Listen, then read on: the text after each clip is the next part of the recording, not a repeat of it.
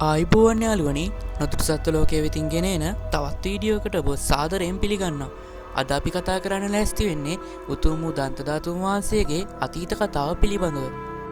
ලෝතුරා තථාගත බුදුරජාණන් වහන්සේගේ ශාරීරික ධාතුන් වහන්සේලා අතර ශ්‍රී දන්තධාතුන් වහන්සේ වඩාත් උතුම් හා ගෞරවාර්භ කොට සලකනු ලබනවා.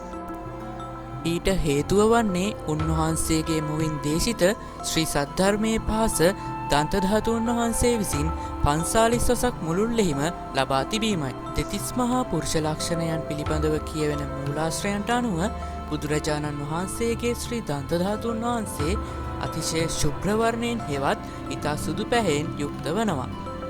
එක් ඇන්දක 20 බැගින් සම 40 දන්තයෝ වනවා. එසේම ඒවා අවිවර දන්ත හෙවත් විවර නැති දන්තයෝ වනවා. එදවස කුසිනාරානුවර මල්ල රජදරුවෝ රන්කල හා රිදී කලවල සුගඳ පැන් පුරවා ඒවායින් දැවුණු චන්දන චිතකෙහි ගිනි නිවූ අතර එසේම හාත්පස රැකවල් දමා ධාතුන් වහන්සේ ආරක්ෂා කර ඇත. බුදුරජාණන් වහන්සේ පිරිනිවන් පෑ බව දැනගත් දඹදිව සෙසු සත්රාජ්‍යක රජදරුවෝ කුසිනාරා රජනුවරට සේනා සහිත පැමිණ ධාතුන් වහන්සේට ඇති තම අයිතිය කියාපාමින් යුද්ධ කොට හෝ ගනිමැයි සිතා ධාතුන් වහන්සේ ඉල්ලා සිටි බව මහා පරිනිබ්බාන සූත්‍රය, සුමංගල විලාසිනිය හා බුද්ධ වංශය වැනි ඓතිහාසික මූලාශ්‍රවල සඳහන් වනවා. සිදුවිය හැකි අර්බුදය දුටු ද්‍රෝණ නම් බ්‍රාහ්මණ ආචාර්යවරයා සියලු දෙනා සමගි කරවා ධාතුන් වහන්සේලා 8 කොටසකට බෙදා දීමට කටයුතු කර ඇත. මේ අතර කේම නම් මහරහතන් වහන්සේ නමක් ස්වකීය 이르දි බලයෙන් වම් දළදාව රැගෙන කලිඟු රට බ්‍රහ්මදත්ත නම් නරනිඳුන් තෙරුවන් කෙරෙහි පහදවා තිසරණෙහිද පිහිටුවා පූජා සත්කාර කරනුවස් බාර දී ඇත. එවකට කාලිංග රාජවංශයෙහි ගුහසීව නැමැති රජු දවස මිත්‍යා දෘෂ්ටික වූ පඬි රජු නිගණ්ඨයන්ගේ බස් අසා දළදා වහන්සේ පැහැර ගැනීම පිණිස චිත්‍රයාන නම් සෙම්පතියෙකු ලවා කාලිංග රාජ්‍ය ආක්‍රමණය කර ඇත. ඔහු එම රාජ්‍ය ආක්‍රමණයෙන් පසු නිගණ්ඨයන්ගේ උපදෙස් අනුව දළදා වහන්සේ විනාශ කිරීමට නොයෙක් ක්‍රියාමාර්ග අනුගමනය කර ඇත. වර එක දළදා වහන්සේ ගිනිවලකලා හළු කිරීමට උත්සාහ කළ අතර තවත් වරක වානේ කිනිහිරියක තබා යකුළු පහර දී කුඩු කිරීමට උත්සාහ කර ඇත. තවත් වරක මහා වලක බහා පස්පුරවා ඇතුන් ලවා පෑගවීමටද අවසානයෙහි මලමුත්‍රාදියෙන් පිරුණු අගලකට හෙලීමටද කුරිරු ලෙස නියෝග කර ඇත. එහෙත් ඒ හැම විටම ඔහු අසාර්ථක වී ඇත. ඔහු ඉන්පසුව විස්මය, භීතිය හා සන්ත්‍රාසයෙන් සහ ඇමතිවරුන්ගේ අනුශාසනා පරිදි ශ්‍රී දන්තධාතුන් වහන්සේට මහත්සේ ගෞරව නමස්කාර කොට වැඳ වැටි කළ වැරදිවලට සමාවායද තම හිස මතට වඩින ලෙසට දළදා වහන්සේගෙන් ආයාචනා කර සිට ඇත.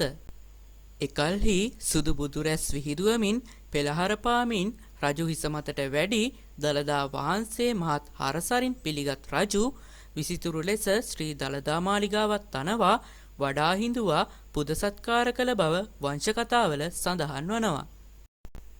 ගුහසීව රජුට කීරදාර නම් තවත් රජෙකු සමග දරුණු යුද්ධයකට පැටලීමට සිදු වූ අතර යුද්ධයේ බිහිසුණු බවදත් ගුහසීව රජතුමා තමා යුද්ධයෙන් පැරදුනහොත් දළදා වහන්සේ රැගෙන ලංකාවට යෑම සඳහා කටයුතු සංවිධානය කර ඇත.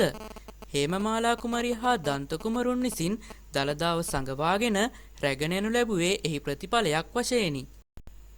ඔවුන්ගේ එම ගමන අතිශය භාරදූර කර්තව්‍යයක් වූ අතර ශ්‍රී දළදා වහන්සේ කේශකලාපයේ සඟවාගෙන පැමිණින අතරමඟදී හේමමාලා සහ දන්ත කුමරු යුවලට විවිධ දුෂ්කරතාවලට මුහුණ පෑමට සිදු වී ඇත.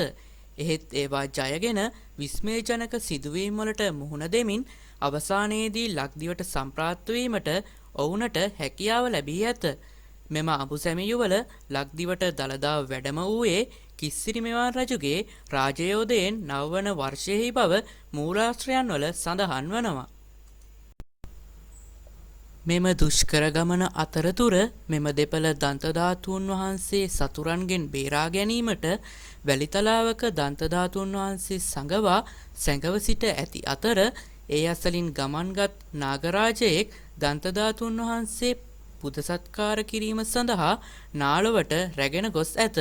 එය නොදත් මෙම දෙපළ නැවත පැමිණෙන විට දන්තධාතුන් වහන්සේ එම ස්ථානයේ නොතිබූ නිසා කලබලයට හා ශෝකයට පත්ව සිටින විටදී රහතන් වහන්සේ නමක් විසින් නැවත දන්තධාතුන් වහන්සේ ඔවුනට ගෙනවිත් දී ඇති බව සඳහන් වනවා.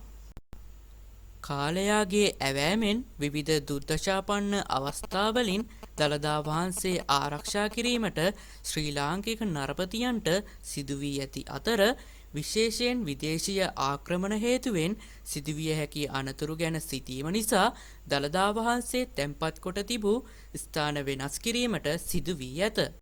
අනුරාධපුරයෙන් පොළොන්නරුවටද පොළොන්නරුවෙන් දඹදෙනියටද ඉන්පසුව යාපහුව ගම්පොළ කෝට්ටේ රත්නපුර හඟුරන්කෙත ආදී ස්ථාන රැසකටද ගෙන ගිය බව වාර්තා වනවා.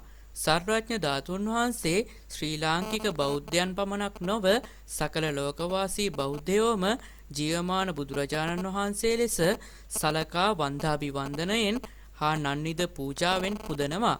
දළදා වහන්සේ යනු ශ්‍රී ලාංකික රාජ්‍ය උරුමයක් ලෙස අතීත ලංකාවේ රජවරු සිතූ අතර මේ නිසාම රාජ්‍ය පාලකයන්ගේ පමණක් නොව පුරවැසියන්ගේද අතිඋතුම් පූජාර්භ වස්තුවක් ලෙස දළදා වහන්සේ සම්භාවනාවට පාත්‍ර වනවා. ඉතින් යාළුවනේ අදට වීඩියෝ එක අවසන් කරනවා. තවත් දවසක තවත් වීඩියෝ එකකින් හමුවෙමු. ඔබට දළදා සමිඳු පිහිටයි.